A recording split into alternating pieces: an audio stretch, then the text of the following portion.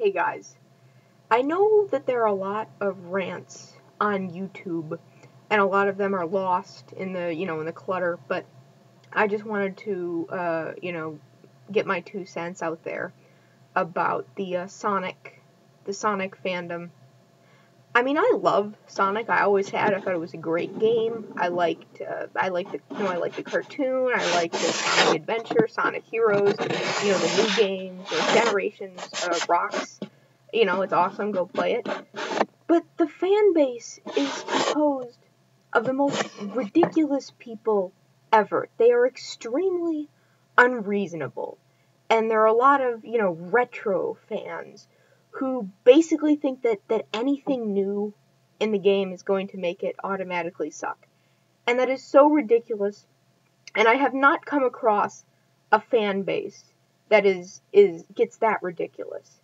I mean, seriously, these people whining about Sonic 4 because it isn't exactly like Sonic 1. Nothing is going to be exactly like Sonic 1. Only Sonic 1 will play like Sonic 1. They didn't say that it was supposed to be an exact 1-1 replication of the classic games. It was just supposed to evoke that experience. I mean, you can't realistically expect for Sega to release all future Sonic games as side-scrolling, classic only, no voice acting. You can't sell a game in this day and age like that. I mean, downloadable, yes, but not as a main title. That's just not how things work. And frankly, it's a step backwards from all the stuff we've been able to do, all the innovations we've had in video games. And it is so ridiculous. I mean, you don't see Mario fans complaining that, oh, Mario needs to, he needs to have red overalls again. Because it's really stupid, pointless.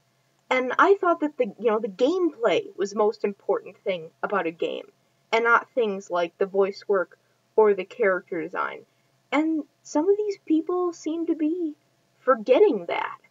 I mean, it's alright to complain about things in a game that are bad, but Sonic is in a situation where professional game reviewers from places like Game Informer, IGN, EGM, are biased against Sonic and will go out of their way to nitpick it, to say, oh yeah, well this is terrible. And it's ridiculous. People keep talking about the Sonic cycle. I frankly don't think it exists anymore.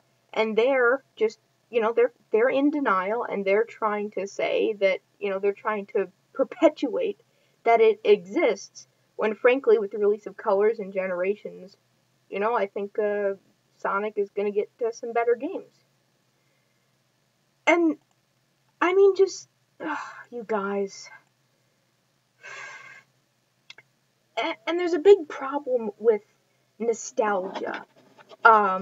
With all these, a lot of these fans saying, well, oh, it isn't as great as I remembered it. And the problem is that for a lot of these people, their memory is skewed, and the perfect Sonic game that they imagined in their minds never actually existed.